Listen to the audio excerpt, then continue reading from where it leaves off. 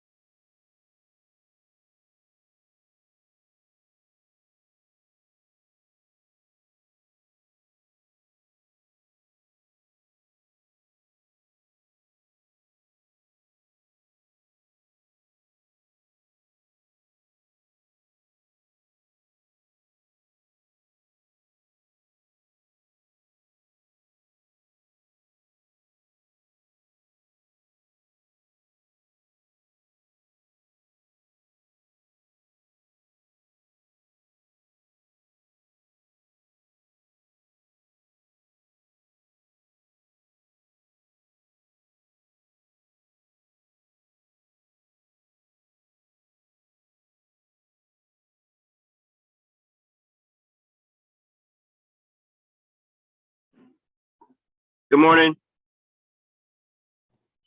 Good morning. Got a quick question for you. Okay. The policy for the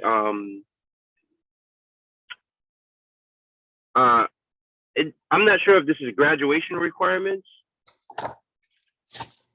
Okay, we do, yes. 6140 is the graduation requirements. That's the first policy on our agenda today for a second reading. Okay. Yeah, so that's not going to require much changing, right? Unless others come to the table with it. That's correct. We have really haven't received anything. I don't know if Christina's received anything, but we did the first reading at our last policy committee meeting, and then we brought it to the board, and we have not received any updates on revisions since then.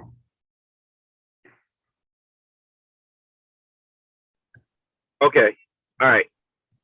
I just kind of got when I saw, I was just like, just got confused for a moment, but it's all coming back to me. Like between policy committee meetings and the weekend and everything, like Monday morning is the most interesting time to remember things. So I think I remember exactly where we are. My apologies. No worries. You also had mentioned bringing some of our school counselors to the meeting. Yeah, I'm excited about that. Yes, so we have a number of them that are going to attend. Let me just send a reminder to Dr. Daniels. Okay, yeah, and the message to them is just, really, the ship doesn't move without them in terms of progress and getting students to the higher levels of education. But Yeah. I'm sure they also do other things as well, right? Like as guidance counselors. Oh, absolutely. Um, and so yeah, that's kind of the message. Is just thank you. I don't want to take the time, but just to have an audience with them would be really awesome.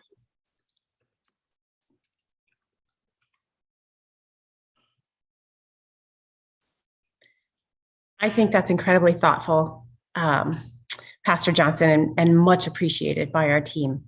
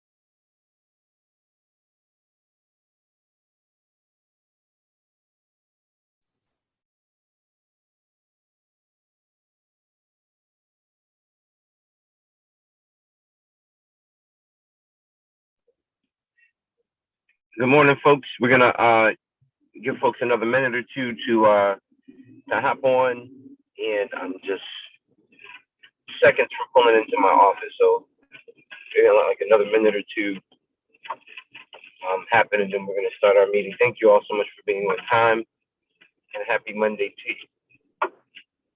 Good morning and understood.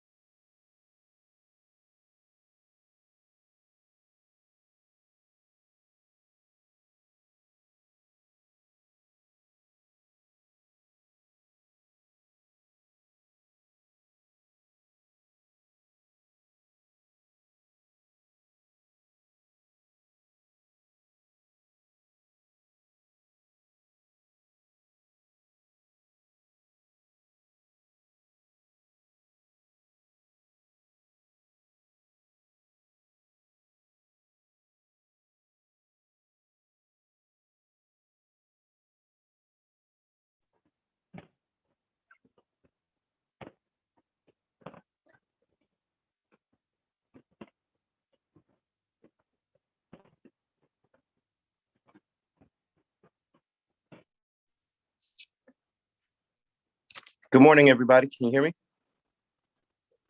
Yes. Okay, sorry. Just ran up a bunch of stairs, so I'm not in the best shape of my life, but whew.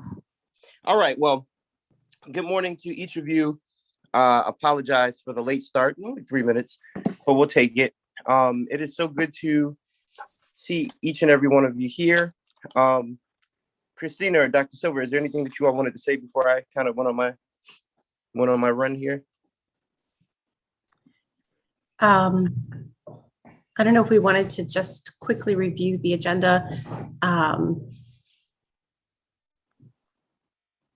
Pastor AJ, would you like to do that, or did you want to just start the meeting? Yeah, I would say let's just start the meeting because I'm sure our the other folks on this call have, not to say much better things to do than be on a policy committee call at 8:30 in the morning on a Monday. But I'm sure they don't want to sit through our whole meeting. So with that being said, I'm just going to open it up just really quickly. Welcome to our policy committee meeting for this month. And last month I had asked if we could celebrate and bring on some of our guidance counselors in our school. And I appreciate this staff. I appreciate Dr. Silver. I appreciate Christina and our superintendent because regardless of what some people think, they actually really follow through on things. And that is an awesome, awesome gift and talent that they have to really, really get things done. And I can say today I feel heard, because if I would have came to this meeting and there were no guidance counselors on this line, I would have been like, this sucks. But today is an awesome day. And I just wanted to just say thank you on behalf. Our board chair is here, and I'm sure he'll have some words once he kind of gets an idea of what's going on here. But literally on behalf of the Hartford Board of Education, thank you all for everything that you all have done and continue to do in our schools. The biggest part of my story in my life is what the guidance counselor told me, right? I didn't have a great guidance counselor. When I went to meet with my guidance counselor in high school about what my next steps were, he talked about how his son got into these Ivy League schools and he's going to Yale, and he's he's proud of his son, and then turned around and told me with my grades and scores that I would only go to Capital Community College and Manchester Community College. And he told a few of my friends that, and a lot of my friends didn't take that advice. I've had friends that went to Berkeley. I've had friends that, going on to great institutions. I myself went to a historically Black college and have done very well for myself. But the point being is that what you all say to young people can literally dictate what the rest of their lives look like, because they're a lot of our young people are looking to you for what these next steps are in their life. And I just wanted to just inform you of something that you probably already know, right? What you say to young people has a lasting effect on their lives. And I just want to appreciate you for being in our school system, working with our children and setting them up for the success that they're going to have in their life. So I just wanted to say that to you, and just look in your faces. You all are beautiful people, all of you on here, even the guy with the glasses and the mustache, right? Beautiful, beautiful guy, right? So, and just like 30 seconds, can you all just quickly tell me what schools you all from and just the high of your year? All right, what is the high, like a high note of your year? 30 seconds. Don't preach. Don't make it a long sermon. Just really quick. Your name. There you go. Guy with the I get glasses. started. The guy with the mustache over here. My name is Mark Field. I'm the school counselor at Kinsella Magnet School of Performing Arts. We're inside Weaver. And my high for the year is just working with all our seniors day after day and setting them up for their future. And just the look on their face when they come back to my office saying, "Mister, I got accepted. I know where I'm going." That's what, keeps me going to work. Nice. Thank you, Mark. And teach me your ways, man. Teach me your ways. Just keep working at it. Nice. Next, let's make it quick. We got a long meeting, and I don't want to keep anybody long. My name is. Popcorn. Oh, I can go. My name is Laura Griggs. I'm a school counselor at MLK. A high for me this year was bringing students to University of Hartford and UConn and letting them see a college campus, a lot of them for the first time, which was really cool, and just their excitement around it. Nice. I have this love for MLK, so good job. Love it. Thank you. Hi, I'm Rebecca Ziskind. I'm over at McDonough. I'm going to be at Weaver next year. And the high of my year was definitely some of my 8th graders, just seeing their excitement, getting into the high schools that they were hoping for, and just really being able to see their hard work materialize and be excited for their next step. Nice. Thank you. I'm Anila Shaw. I'm a transition school counselor at the central office. And the high for me this year has been working with an amazing team of school counselors this year. So thank you for allowing me to be in your schools and in your spaces and working with your students. Thank you. Nice. Thank you. Anyone else? Did we miss anybody? All right. Awesome. Phil or any of the board members, anything you want to say to these wonderful folks? Their school counselors, guidance counselors asked that they be on this morning just so we can just encourage them, particularly around this part of the year where, this is where their job really turns up and is on display. So, Chairman.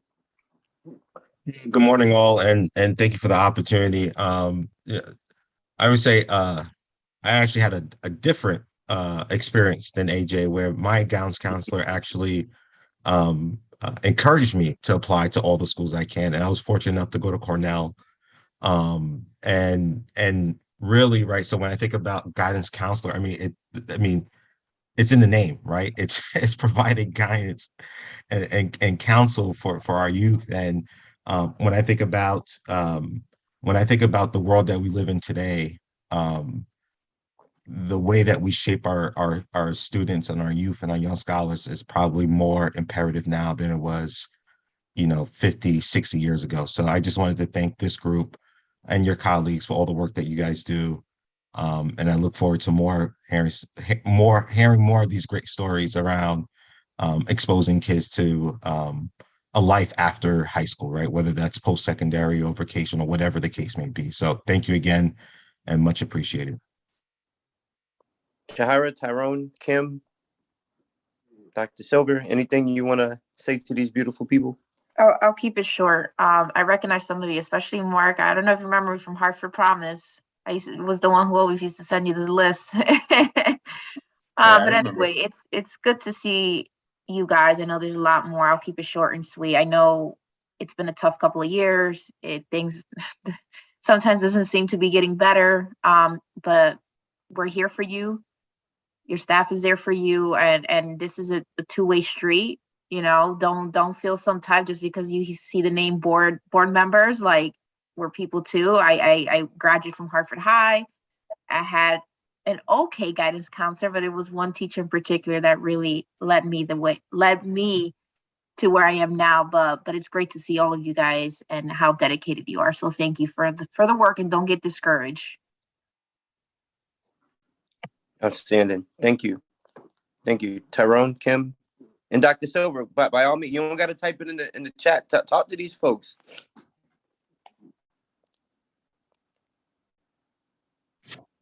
Good morning. I would second the welcoming you and thanking you for what you do. Tyrone Walker, a board member. I really want to focus on the idea of late blooming. And so I think you have the ability to inspire young people. Many young people may have the light bulb turn on in 11th grade, in 12th grade. And so you have folks in front of you for whom that academic record won't really talk about their full potential. And so I thank you for really seeing the potential in young people and encouraging you to challenging young people who may be late bloomers that they can achieve more than particularly what their academic record would say. Outstanding. That's awesome. Kim? Good morning, everyone, and thank you for this opportunity. I really just want to second what everyone has said. Guidance counseling is incredibly important. And when I was a student, similar to Phil, I had a very encouraging guidance counselor, and it was a safe place for me to be able to go and express myself, in addition to planning for my college and beyond years. So I just want to acknowledge that it's a lot of hard work. Some days I'm sure thankless work. I know that you're also dealing with a lot of other issues in addition to planning for post-secondary. So just thank you so much, and please don't give up. We do appreciate you even when you're not hearing it as much, and you just play such a critical role in our children's lives. So thank you. Outstanding. Outstanding. Well, listen, everyone. Thank you all so much. Dr. Silver, did you want to say something? I would love to just express my sincerest gratitude for the incredible work that our counselors do. Our children they have so much potential, and you call it out of them, and you help them see the bigger picture and the greatness that they can become and grow into. And I am so appreciative. My daughter benefited from the counseling that she got from her school counselor when she was at HMTCA, and now she's getting her doctorate as a graduate of the Hartford Public Schools. And I just am so profoundly grateful for the support and guidance that she was given. So thank you all very much. Beautiful, beautiful. Listen, thank you all so much for everything you do. You can feel free to stay on this policy committee call. Definitely would love your input, but I'm sure you all have things to do. So again, hope this starts your week off with some love and kindness and some positive energy for what you're going to battle through this week. But again, thank you on behalf of the Board of Education for everything you do. You all can feel free to log off or stay on. It's completely up to you. But Dr. Silver, we're going to go ahead and turn this over to you just to go over our agenda and push us forward. Thank you. Thank you so much, Pastor AJ, and thank you everyone for coming here this morning. I'm going to open with our slide deck. And today we have, for a second reading, our graduation requirements policy 6140, where we integrated opportunities for incarcerated youth to earn high school credit, as well as addressed credit requirements that are changing with the class of 2023.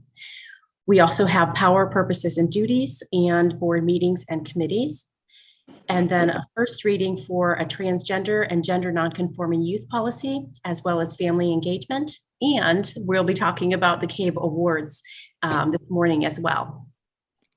So I'm going to bring us to the June 6 policies for a second reading.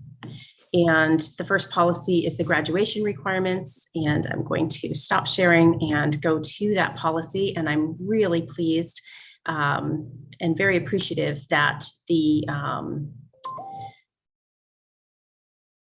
that the team that worked so hard on this policy is here, and that includes the leadership from Ms. Avicoli and from Ms. Kellogg in the academics department. So we did not, during the course of, since our board did a first reading, we have not received feedback about any changes or additional revisions to this policy. And Ms. Kellogg and Ms. Avicoli, is there anything that you would like to highlight just as a reminder with regard to the work that you've done on the incredible work that you've done on this policy? Sure. Thank you, Dr. Silver. I think we'd like to just take the opportunity to highlight that after the original policy meeting, we did take the opportunity to reach out to some parents to get some additional feedback and just to hear from some additional stakeholders. So Ms. Avicoli and myself did get the opportunity to discuss with Ms. Williams. She's the parent representative at Weaver High School, and we did get a chance to review the policy with her in detail. We seemed very much on the same page, so that was very refreshing. She expressed her vision for what she thought graduates should be experiencing in terms of graduation policy and requirements, and we seemed very much aligned. So that was we were very fortunate to get to hear additional voices. We did also reach out to Ms. Wilder, who's at Hartford High as well, and didn't get to connect with her, but it was great just to involve some different voices and really hear on the ground from the parents that have their students in the school. So that was an additional component of our work, but have not received any additional feedback from those stakeholders. So just wanted to name that. It was a pleasure to incorporate them into the work as well.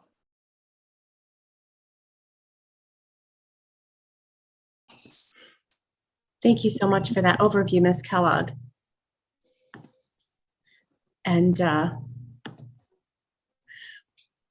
just say that the policy was updated. I'm going to switch to the simple markup. You can see there's been a tremendous amount of work on this policy. Some of the highlights include, I've already mentioned them, about the credit requirements, about flexibility around courses that students need to take. This English 1, English 2, a requirement, and then college and career recommendations that our school counselors will encourage our students to take, dependent again on the interest of the student and the goals of that learner, as well as the tremendous potential that our school counselors see in those learners. There's alignment in our student success plan to the student capstone, and flexibility here that was just so sensitive to the needs of students who are re-entering our public schools, ensuring that our dual enrollment courses that students take at colleges and universities, an opportunity to earn credit there through online coursework, through mastery-based assessment results, through successful mastery of subject matter in educational experiences, completion of any course in grades 7 and 8 that corresponds directly to the subject matter of a specified course. So our students who take Algebra 1 in 8th grade, sometimes in 7th grade, will be able to engage a course sequence that's better suited to their potential. Also, just a wonderful sensitivity to students who arrive in our schools without transcripts, such as those who may be escaping, who may be refugees from Ukraine or other places in the world where they just don't have the opportunity to bring all the paperwork they need. So we have strategies for supporting them. as well as students with interrupted attendance. So any student who, for whatever reason, pauses their attendance, we want to create opportunities for them to come back and complete their high school requirements so they can head off to a post-secondary setting and be prepared and supported in that. So that's a general. Even also to highlight the fact that it's even juvenile incarceration is added to that. I think that's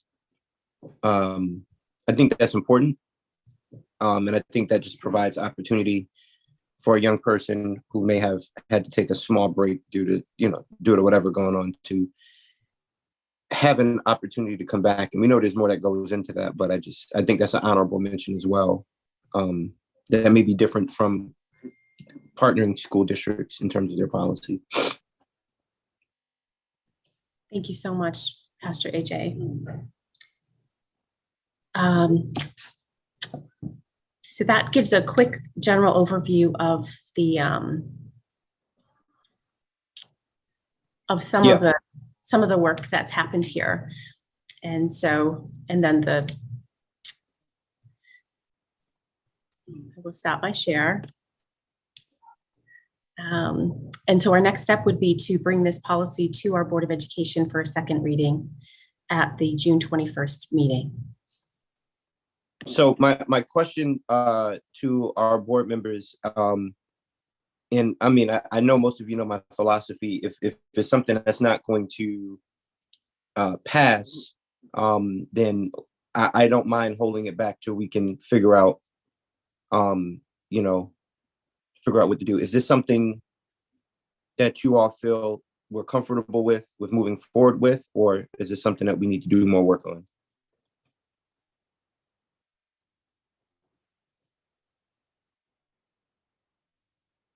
Tyrone, Kim, Yahira, Phil. I mean, I didn't have an objection. You mean the policy in which we just discussed? You were just talking about it, right? Correct. All right. Well, what's do you feel like it's an open issue? I mean, if we're holding it back, let's identify what the open issue is that needs some fixing. You know what I'm? Do you feel like there's an open issue? I didn't feel like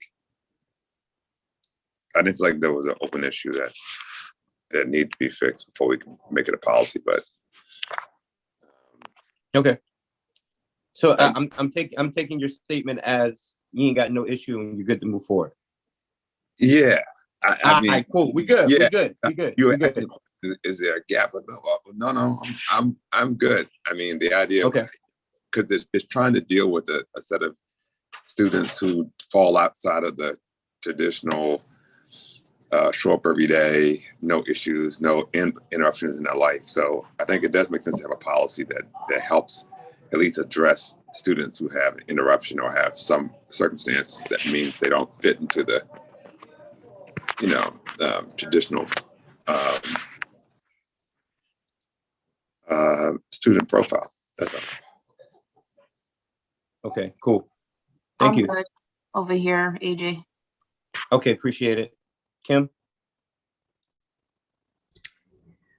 I know I'm not a voting member of this committee, but just since I was asked, I think it's great that we're being as inclusive as possible and providing these opportunities for young people who may be in specific situations that in many cases they don't actually control. So I appreciate us having a policy in the books that supports that. So I'm all good. Mr. Rigger? I'm fine moving it forward.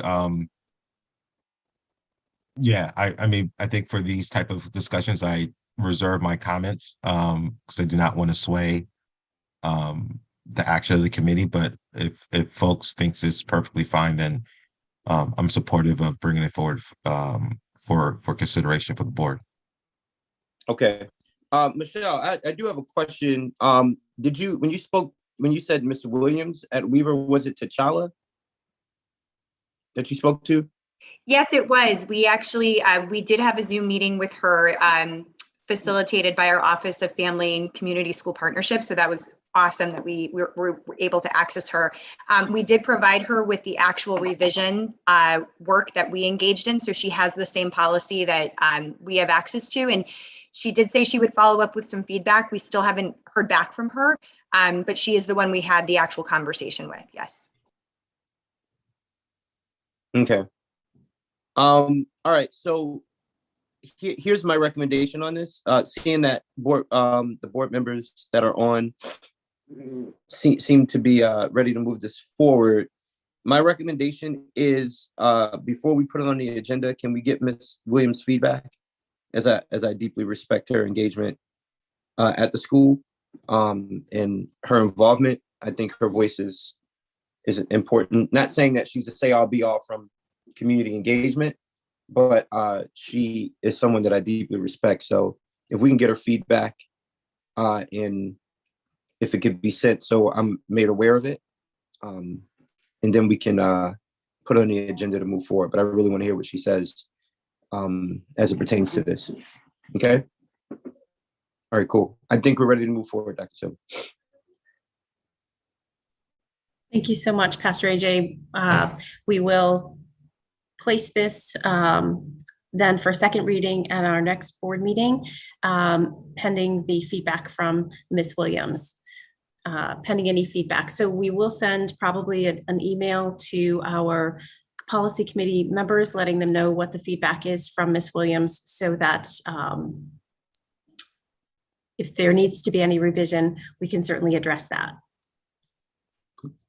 Okay, fantastic. So I'm going to go back to our slide deck.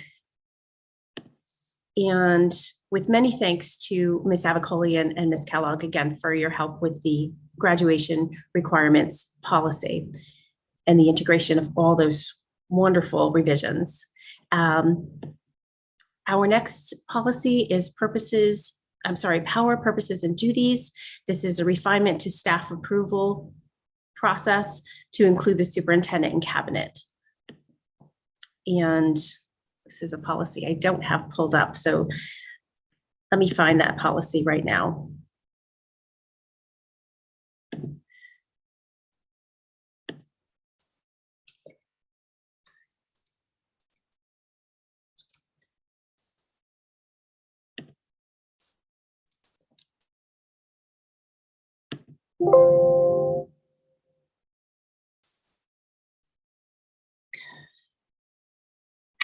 Dr. Silver, I'm sharing it on the screen. Oh, thank you so much, Christina. Thank you. So yes, so this is a revision to policy 9012 that includes the board approval of cabinet level positions. And I turn this over to you, Reverend Johnson. Yes, so this policy came by recommendation of our out of our meeting, our retreat that we had, and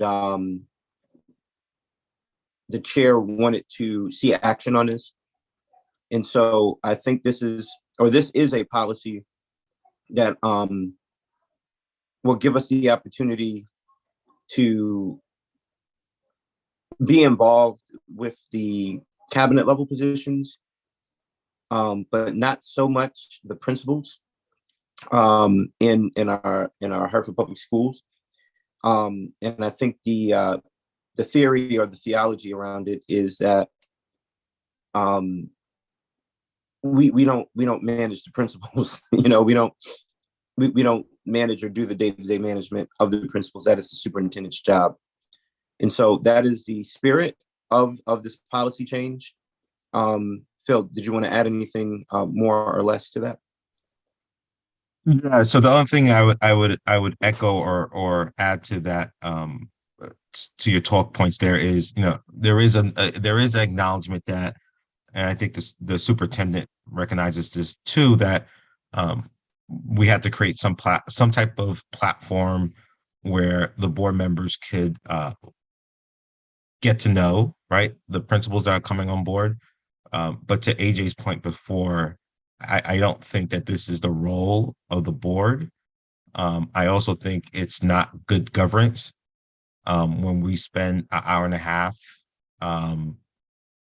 pretty much asking principals questions when ultimately we're going to approve. I find it hard to believe that we would deny a principal that comes through our SGC process and is vetted to deny them at the board. So again, from a board governance perspective, I'm not sure if that's the best use of our time. But I do recognize that board members or as a board, we do want the opportunity to engage and have discussions with the principal. And I think we could find a different platform to do that besides public meeting.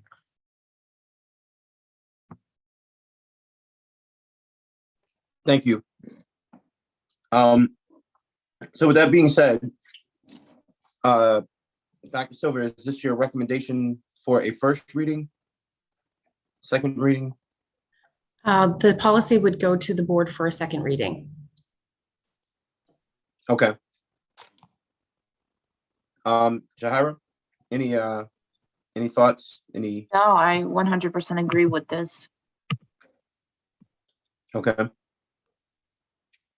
Kim, although you're a non-voting member, as you stated, of this committee, but your thoughts are always welcome.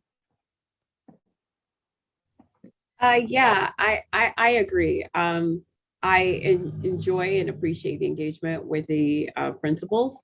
We have those opportunities, but I am more than okay with us allowing this to continue to be part of what the superintendent does and us just focusing on cabinet level positions.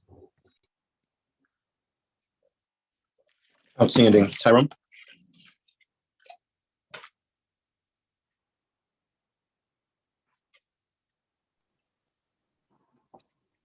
I'm fine with the policy proposal moving forward. Okay, thank you. All right, Dr. Silver, we'll move this forward for second reading in our upcoming meeting. Excellent. Thank you so much. Our next policy for a second reading is the board meetings and committees, policy 9321. And this is a revision where the school choice and facilities committee would be moved to family and community engagement, the work of school choice and facilities. And this is a second reading for us. So if there are no changes, it would go for a second reading to our Board of Education. Dr. Silver, I do have a question. Can you elaborate why this change is necessary for our board members? Yes, sir. Thank you so much for the opportunity. The school choice committee, school choice and facilities, we really cover the facilities work and school choice in different places. So if we can consolidate and make our work more efficient, it's unusual for a board to have such a large number of standing committees. Typically, there's about three standing committees. That would be finance, policy, and academics. We also have the Family and Community Engagement Committee, and we had the School Choice and Facilities Committee. Because the School Choice and Facilities information is can be integrated into family and community engagement and that work. The goal was to reduce the number of standing committees and reduce some of the obligation that our board members have.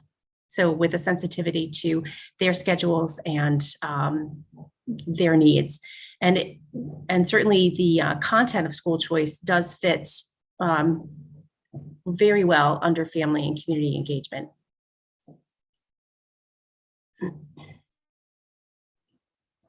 Okay.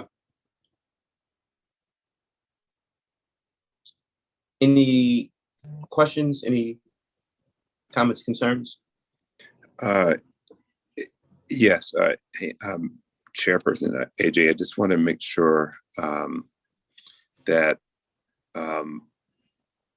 that facilities committee is going away, but I think my understanding is there's still that building committee that's out there, right? That will take up the work here that's talked about with facilities. Is that correct? Am I understanding that correctly? Dr. Silver? Thank you so much. I did misstate a little bit. The facilities committee would be an ad hoc committee. So as needed, we would convene that committee together to ensure that we are addressing our facilities needs. So it will stay as a separate committee, but only called on an ad hoc basis and as needed basis to support the work of the board. Okay, thank you. That's good clarification. Thank you. All right, I see Filson and Yahira. Yeah, thank you. So the rationale here was that we have the Hartford School and Building Committee, where a lot of the work of this committee is happening already in an existing governing body under the statute of the city of Hartford. And then to Dr. Silver's point, there will be an ad hoc committee for facilities that we could convene when needed. This fits nicely because Yahira actually serves on that committee. So anything lessons learned from that particular committee from the city, clearly she could bring back into her family and community engagement committee. So I do think there's a nice linkage there. I do think when this committee was formed, clearly there was a need for it. I think now, as we're a couple of years removed, and it's, I don't know the last time that this was looked at, but I'm not sure that there's a huge need to have this particular committee as it was originally designed. And I think it's this, again, from a board governance perspective, there's some synergies that could be had here by rolling part of this committee into family and community engagement. Thank you. Very clear. Yahira? No, I'm just echoing Phil and you, AJ's statements. I think this is a good linkage and I feel comfortable with this. Okay. Outstanding. I'm gonna assume that Kim is comfortable, and if she's not, she can speak for herself. But I think we are okay to move this to the board meeting.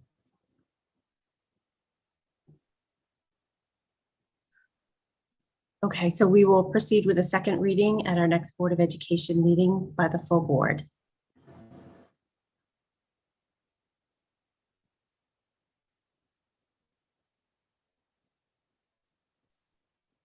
Okay, and our next policy is policy 9321.3.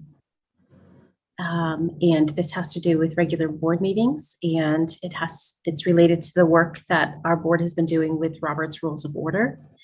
And so we have an additional sentence here that is being added to this policy. The latest published edition of Robert's Rules of Order revised shall be parliamentary authority in the board, except as otherwise provided in these bylaws. Turn this over to Pastor AJ. Yeah. I don't think there's anything else that needs to be said on this. This is just a framework of how we conduct ourselves in meetings to make sure that we're being as efficient as possible and we're not being out of order as it pertains to the issues that we're talking directly to. And so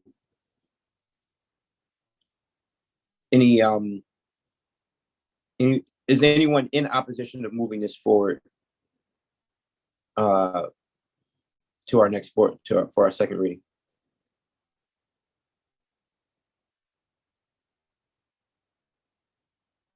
Okay, all right, Dr. Silver, I think we can move forward. Thank you, Pastor AJ. I just, for a point of clarification, the Robert's Rules policy that we just looked at, would that be for a first reading or a second reading? So this is, oh, forgive me. This is the first time we have this on our agenda. This would be for first reading. My apologies. No, actually, it is the second reading. I apologize. I originally had called it Robert's Rules in the last policy committee meeting, but this time I actually labeled the name of the policy, meeting conduct.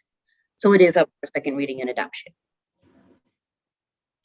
Thank you So for that. it's revised. Okay. Okay, so we will move forward with a second reading of the meeting conduct policy. That's great. Okay, thank you so much. And we are ready to go to our first reading of our two new policies today. Just share my screen. Well, maybe I won't share my screen. I'll just say the names of them. They are the family engagement policy and the transgender and gender nonconforming youth policies. So we will look at the family engagement policy first, which is a policy that has been reviewed by our Chief Blackburg and members of her team, as well as we had a family forum last week on Thursday evening with a number of parents, including Ms. T'Challa Williams, who was there to give us feedback about this policy and what it calls for. So this is a mandated policy, and it was a policy that CABE identified as lacking in our policy manual. Excuse me. And this is Family Engagement Title I. So we are mandated to have a Title I policy. The policy is, we have the, this is the CABE model policy with revisions from our feedback from our families. But the policy speaks to having 4 meetings annually, at least 3 being in place in the schools, and that these policies, these meetings would address the curriculum. So you might have a math night, a reading or literacy night, and a science night. That might be your 3 meetings. And this is an opportunity to share the content, the curriculum, and the curricular programming with families. And the funds from Title I, there's a 1% set aside for family engagement.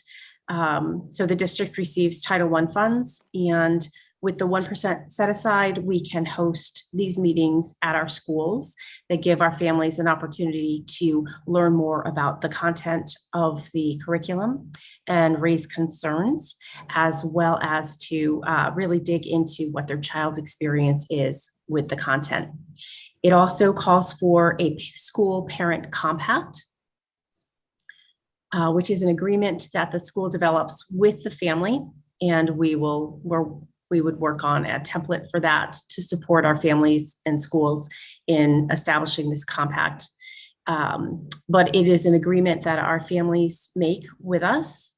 Our families are our children's first teachers. And so the school setting also requires the partnership of families. And so this compact would describe in more detail what the agreements are between our families and our schools with regard to supporting their children. So that is a very broad overview of this. We do have additional family requests that I, during our meeting, wrote down, and in holding the meetings, they're looking for diverse representation from families across all student groups with these different curriculum nights or other meetings with families. And they also asked that we design district and school events on a comprehensive calendar, setting aside time for the school-based events that don't conflict with district events. So our families definitely want to be involved. They want to be able to attend events that are sponsored by our schools, as well as events that our district is having, board meetings and other celebrations. So they ask that we please schedule these Title I meetings, these family engagement Title I meetings, so that they don't conflict. and that we offer hybrid meeting options. So it's not just in person or just online, but a combination of the two. And then as all of our board members are very well aware, we have administrative regulations, which are guidelines and guardrails for our schools to enact the policies. And so they have a number of recommendations for those administrative regulations for the schools when they are implementing, some questions and some considerations as we develop those administrative regulations. And one of those would be like a checklist for Title I activities. So the protocols for schools to follow, and information about who's attending the Title I meetings, as well as setting the calendar before the school year begins. And to work with the Family and Community Engagement Office to plan a year in advance for this. So with that overview, I'd like to return this to you, Pastor AJ, to facilitate any questions. I have a couple questions, but I'll reserve my questions to hear what others feel on this particular on this policy.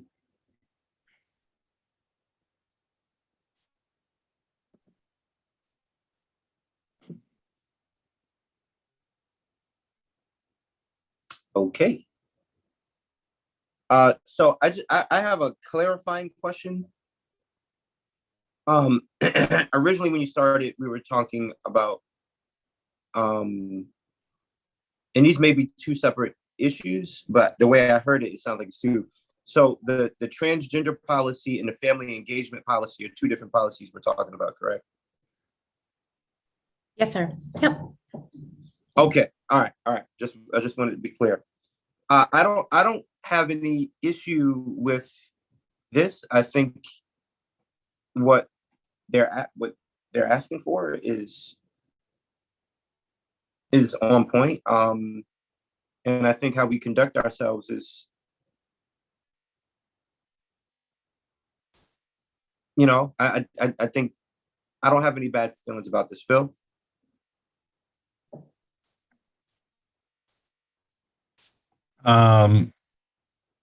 I think we're aligned. I have no issues.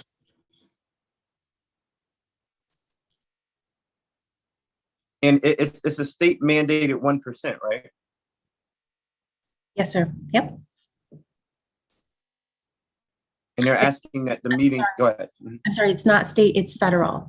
Federal, I'm sorry, Title federal I mandate. comes from the federal government, and that stipulation is all Title I funds that the district receives, 1% has to be set aside for family engagement. Okay.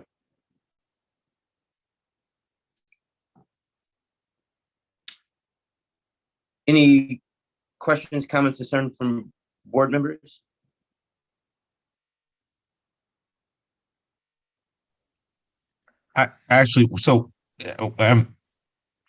When is the annual meeting?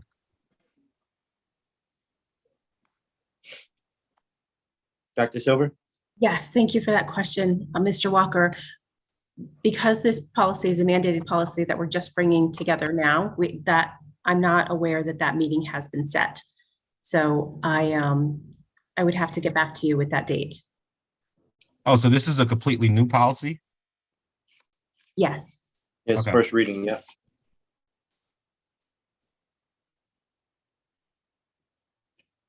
So I don't think we, I guess I'm not looking for a specific date per se, but do we have an idea of like time of the year? Dr. Silver? Yes, thank you, sir. At this time, I'm not sure what the, I would have to bring our Title I team together. We have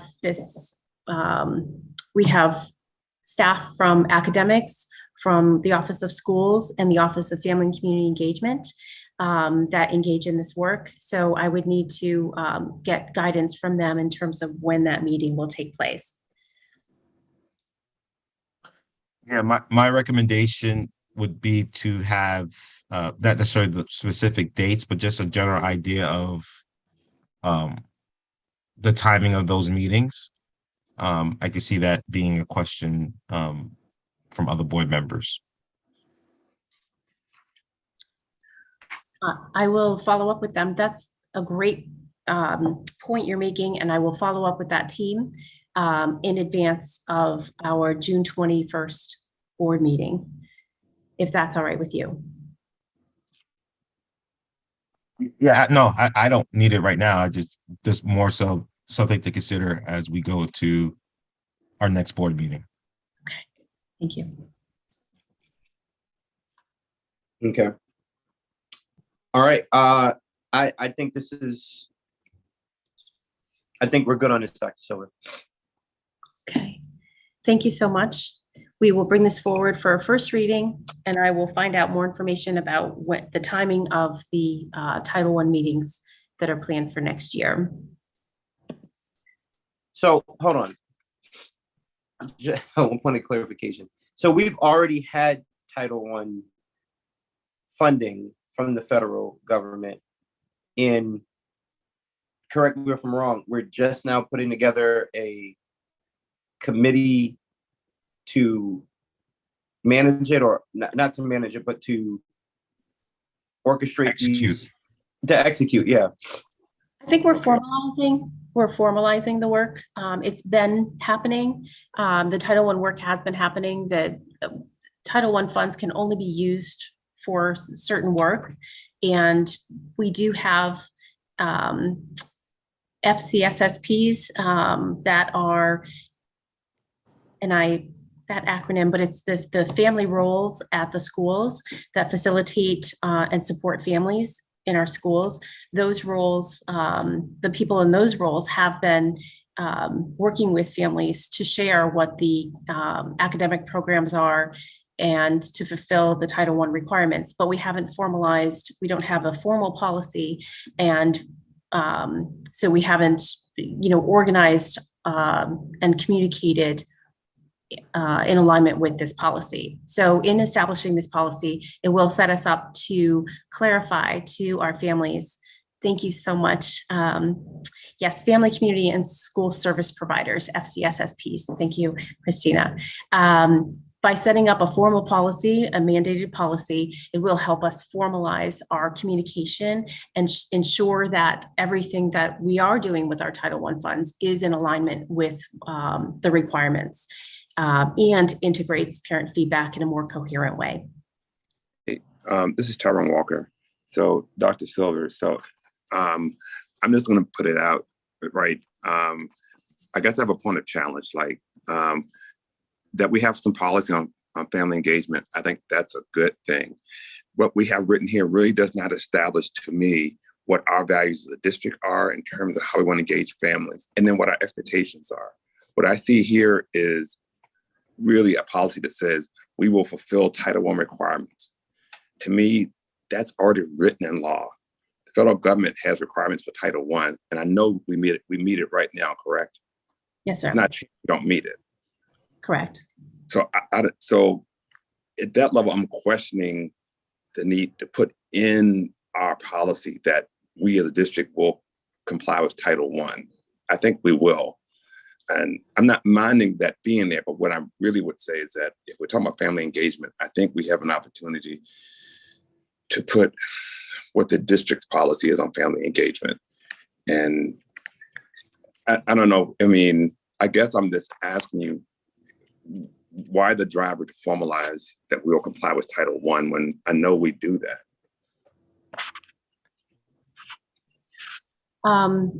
The policy is a mandated policy, and we didn't have a Title I family engagement policy in our manual. So by moving this forward, we are complying with that mandate.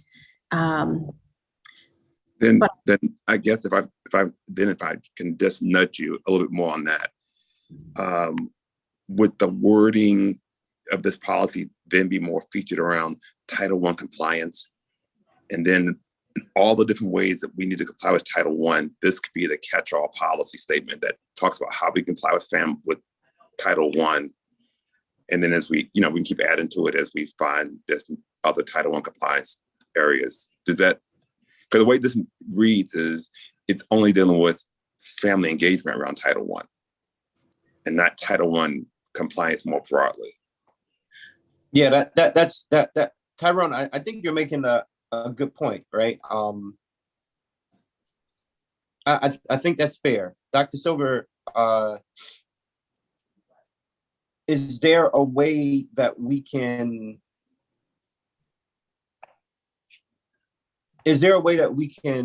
not only add the family engagement piece, but also specify more exactly, where we're going to shine as it pertains to the Title I resources that's given?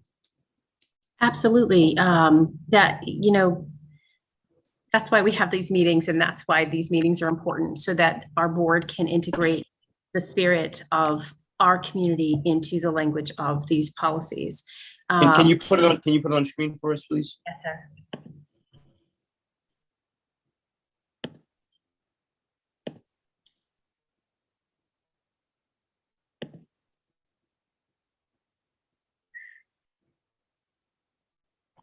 So what we might consider is having an opening statement that speaks to the passion and care that we have for our families and our community, that precedes this family engagement Title I. So as long as it falls under the umbrella of our family engagement, our intention, our purpose, our goals for having a family engagement policy.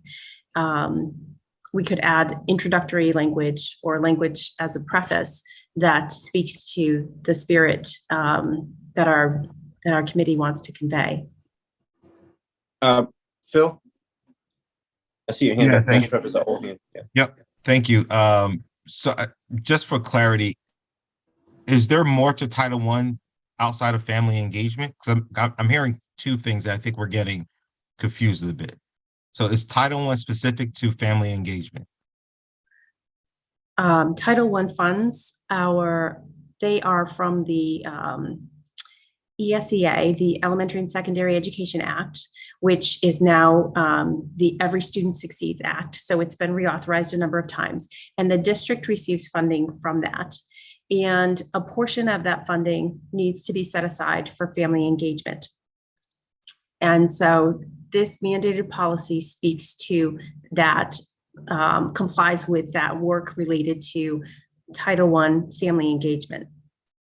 Yeah, so I guess my question, are there other provisions within Title I as this that speaks to our policies, or is it just family engagement that speaks to our policy? So where I'm going, so I think I hear Tyrone, but I would rephrase it differently in the sense that if Title I has all these different policies, I think similar to what you did here in terms of spiking it out, we should do that, right? Say, hey, right, we're complying with Title I, and within Title I, here's family engagement, here's XYZ, boom, boom, boom, boom. But I don't think that this policy actually deals with the work. So when I look at this particular one with family engagement, I think as is written right now is fine, where the work and how that gets implemented would be in family engagement and family and school engagement committee, right? That's where we make sure that the work for Title I is being done. This is just a policy to say, we acknowledge it, we have infrastructure to do it, and we're moving forward. At least as I'm hearing the discussion, that's how I perceive it. Like, I don't think you have to put, this is the work. This is a policy. So you're not talking about the work is going to be done here. The work is going to be done in committees. Is the way, Dr. Silver, that, I'm sorry, Jahir, what'd you say? I have to, okay, yeah, same here. Dr. Silver, so in the way Phil just described it, is that the spirit that it's in?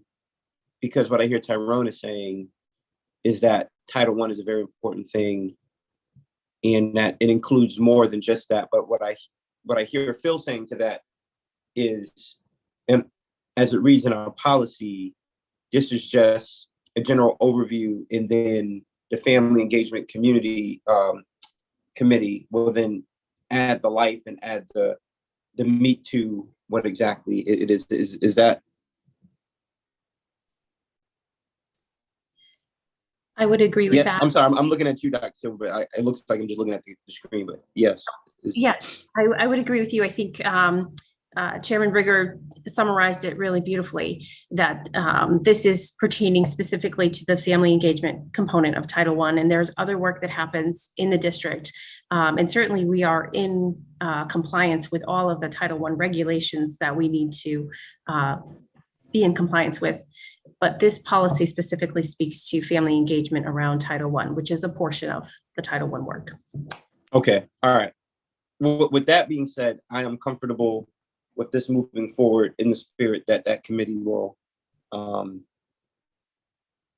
add to what Title I, and how they carry it out. I'm okay with that. My final question is for Lori. Lori, do we have any Title I lawsuits? Or have there been any recent lawsuits with HPS as it pertains to Title I? Not that I'm aware of, no. Okay. No. So we're in compliance and we don't have pending lawsuits that are saying that we are out of compliance or have done something. No, not that Okay, I'm all aware right. of. Okay, cool. Thank you. All right. I think we're ready to move forward as time is fleeting away from us. Mr. Walker did have his hand up, and I Oh, I'm sorry. I didn't see it. Mr. Walker, go ahead.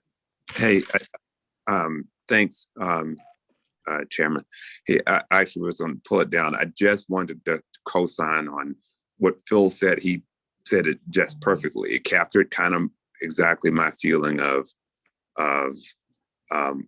how to arrange it. And then I did like his idea of pulling some of the work out of there, because I too was a little confused with the details. I think just the intent, the policy, and the goals are fine. Anyway, I just want to co-sign what Phil said. I think that's the exact approach that we should take. All right, great. Let's move forward. Okay, thank you so much. Pastor AJ, we will move forward with a first reading of the family engagement policy at our next board meeting. And our next policy that we have on our agenda is our transgender and gender nonconforming youth policy. And this is a policy of inclusion and support. So this is again, a model policy from CABE, and we have added a statement about commitment to educational environments that are physically, emotionally, and intellectually safe for all of the individuals who attend our schools and serve our students. And this is followed by the language of the policy, federal and state law, and district policy require all programs, activities, and employment practices to be free from discrimination. And this is in alignment with Title VII and Title IX, which are federal laws that we need to ensure that we are in compliance with. And there are guidelines here, as well as definitions, which I think help us all. And I believe that people received copies of the policy thanks to Christina last week. And so we don't have any major changes to the policy itself, but it is a fairly comprehensive policy that does communicate a position on transgender and gender nonconforming youth and how we can best support them in our schools.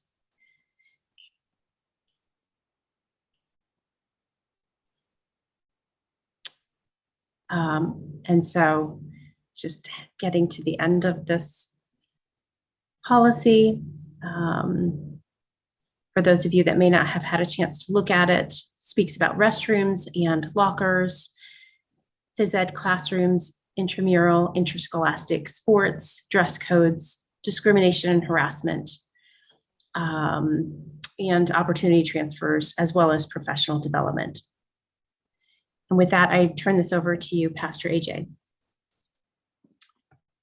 Yes. Do you mind going up to the sports piece? Of course. So there's a couple, there's locker room accessibility, physical education, and interscholastic competitive sports teams. Yeah, So- interscholastic sports teams. I just want to.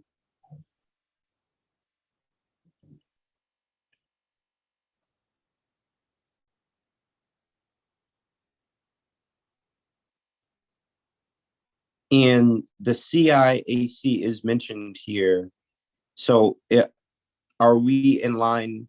What I'm understanding is that we're in line with their regulations. Yes, sir. The policy is written by attorneys for CABE. And so the model policy language does align with all of the legal statutes and legal requirements. So this statement would be in alignment with the legal requirements in Connecticut. Okay. Physical education. I'm sorry, I'm just reading the top line. Entity. Okay. Any thoughts, questions from Tyrone, Phil? Yes, I feel confident in the language because it came from CABE, and so it looks, the model looks good. What I would recommend is, Dr. Silva, we had all those members of the transgender activist community and advocacy community come to the school board meeting. It may be worthwhile, you know, as part of the first reading in this time period, to maybe float it past one or two of their spokespersons and see if they have any additional input, that something we may not have thought about that they may be aware of. That'd be the only thing I would maybe recommend.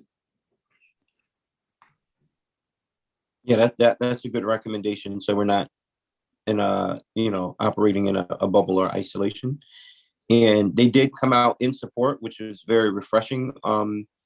When they did come, I do remember that they were supportive of the superintendent and supportive of the school district, from what I remember of that meeting. So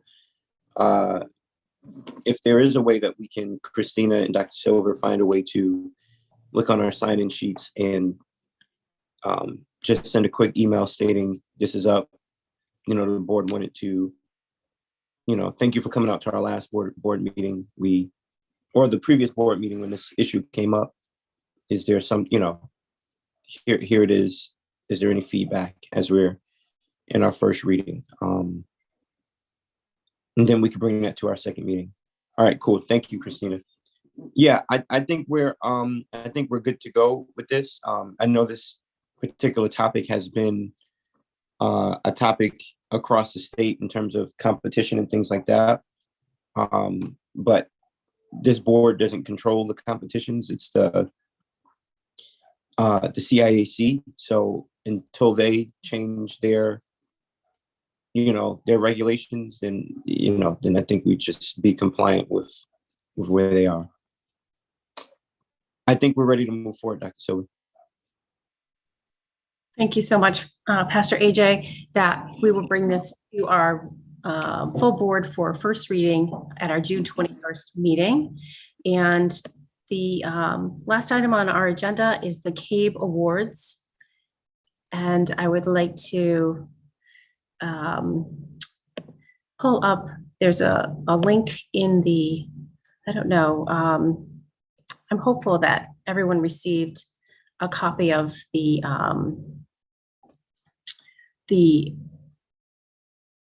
award options. So I'm going to share my screen here, and this is from the CABE website. They offer a number of awards, and at your request, Reverend Johnson, we have looked into this, and so this is our first step in this work. There are Board of Education Leadership Awards, as well as a number of other awards. There are student leadership awards as well, and that is something we are investigating as well. But certainly to bring positive recognition to our the Board of Education and the amazing work that we're doing here. I did speak to them recently about the 2022 awards. You can see here that it's the 2021 CABE Board Recognition Award application that is available on their website. And when I spoke to the staff at CABE, they shared with me that because of COVID, they weren't able to conduct their 2021 awards. And so that's why this is available here. And that deadline was in May for that. But it gives us an idea about the 2022 board awards. And these awards are given at their annual meeting. And there are different levels. And Are you saying that we missed a deadline? No, sir. I'm saying that the CABE 2021 awards are, that timeline closed in May, but Of last year. yes, sir. Well, it closed this May because they weren't able to award the 2021 awards because of COVID. So they didn't have their meeting, but they're planning for a meeting in the fall. And in July, the 2022 criteria will be available. But I thought it would be helpful if we explored the 2021 criteria because these are standard criteria. And Okay. you can see here there's, oh, I'm sorry.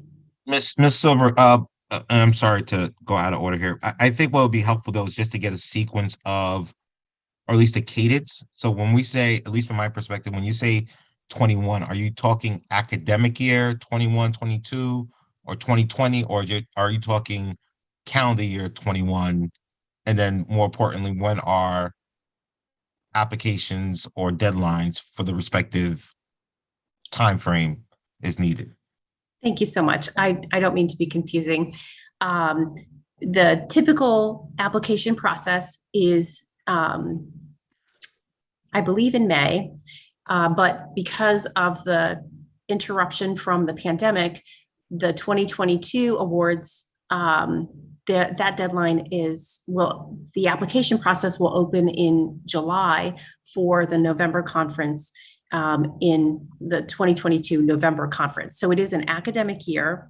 Gotcha. And, I'm going to click on this. There's more information here on this link.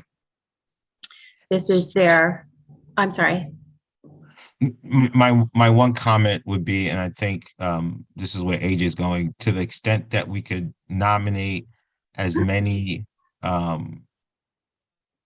for as many awards, whether it's at the board level or student level, I will hope that your team is able to take the lead and help shepherd that. Yes, sir. That is the direction that Pastor Johnson had provided us with. So we are working towards that goal. That's exactly what we're doing. Yep.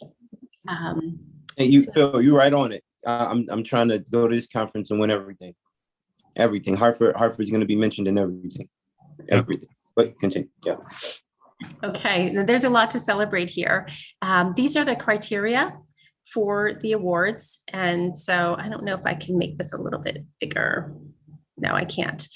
But the CABE Board Recognition Awards, what we need to do is, the first step is to get a level 1 award.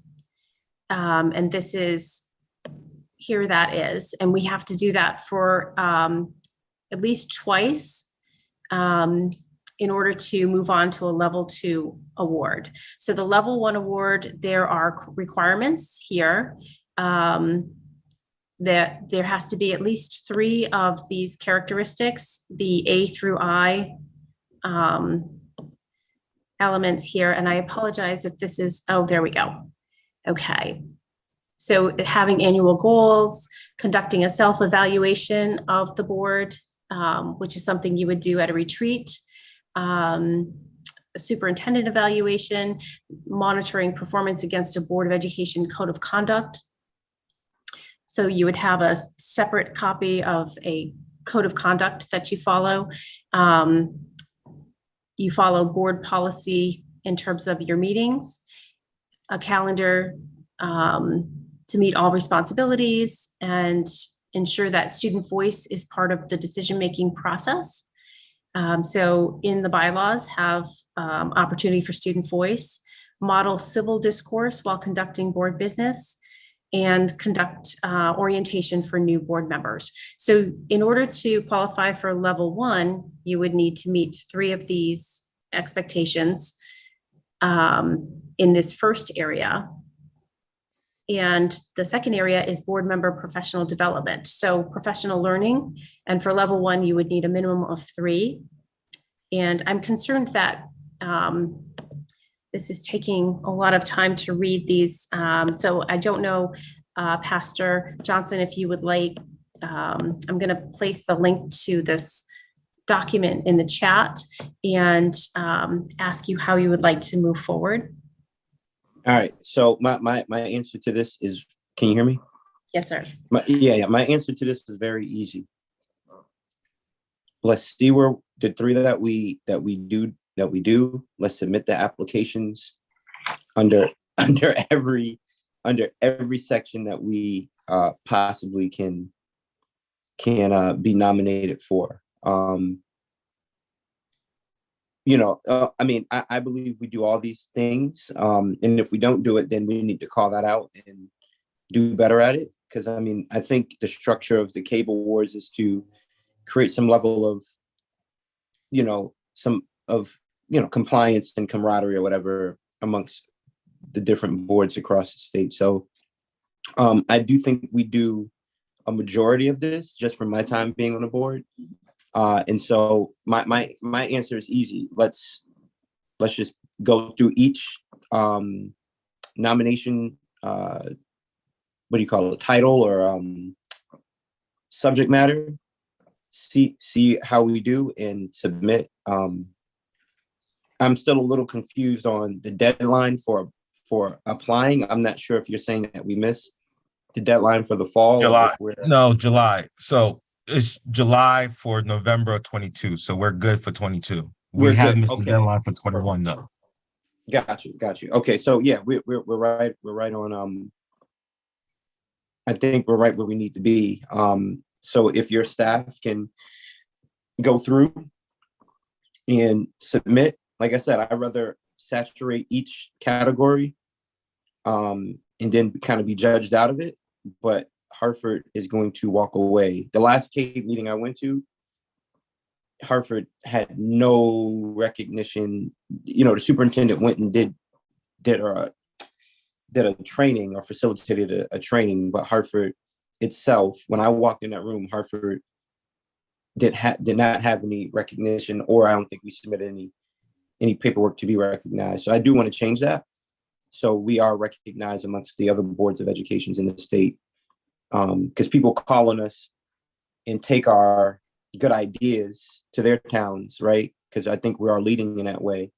But then when we are in a general setting, we're never really recognized for the work that you all are doing and that this board is doing. So my answer is very simple. Let's every category, let's nominate, and let's make it hard for them, because they're going to have to negotiate amongst themselves what they're going to give Hartford. But Hartford will walk away with a few things at that conference.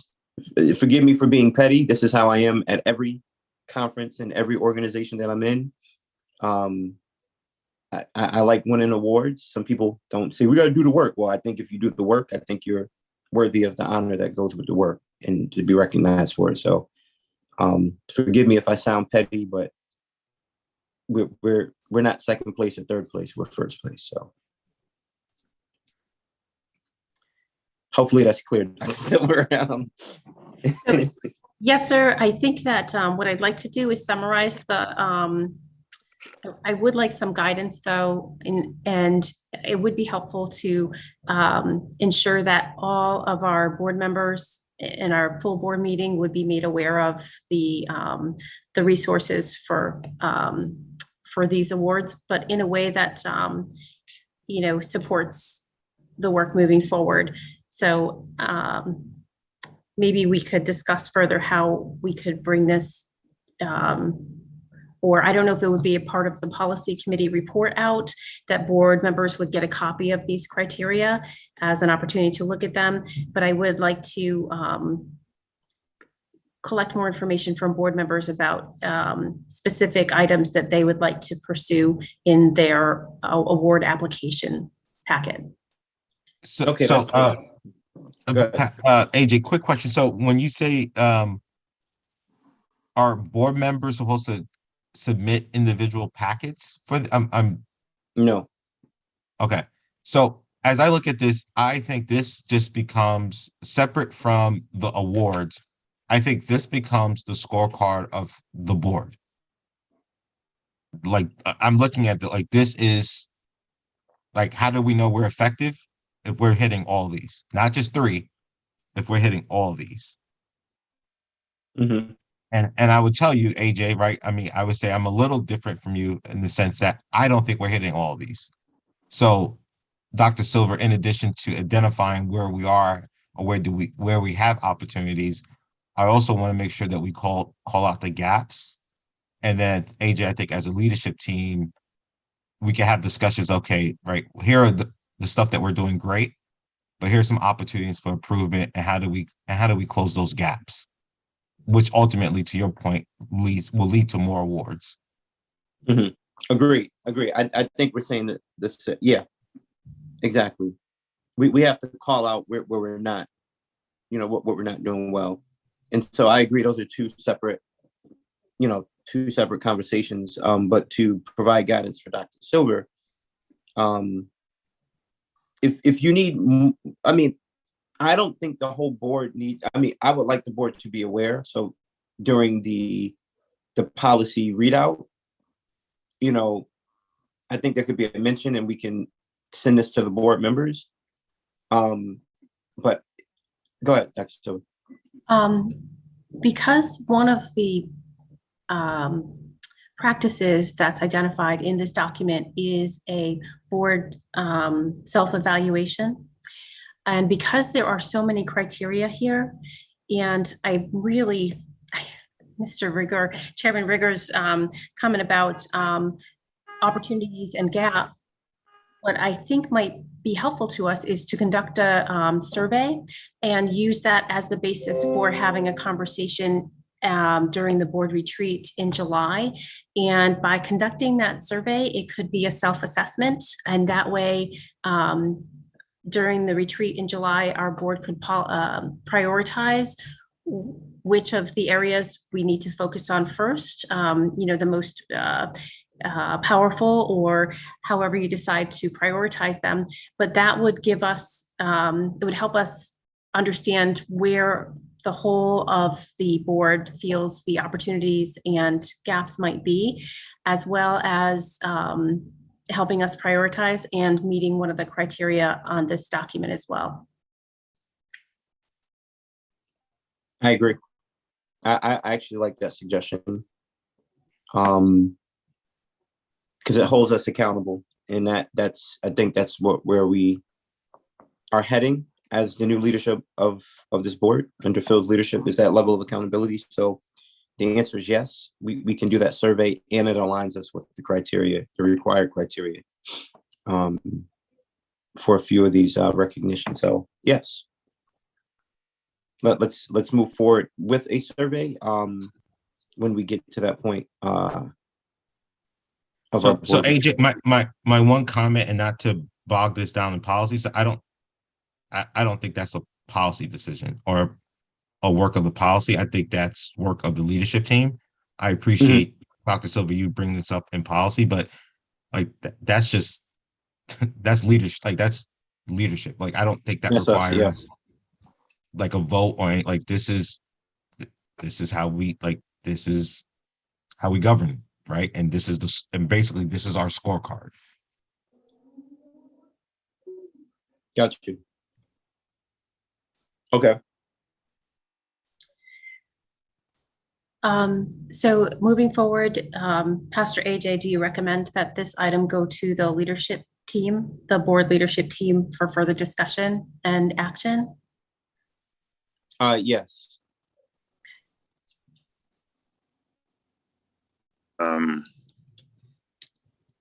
I'm just chiming in 2 for 2 with Phil. I kept trying to ask myself, is this really a policy thing? And again, I think he got it perfect.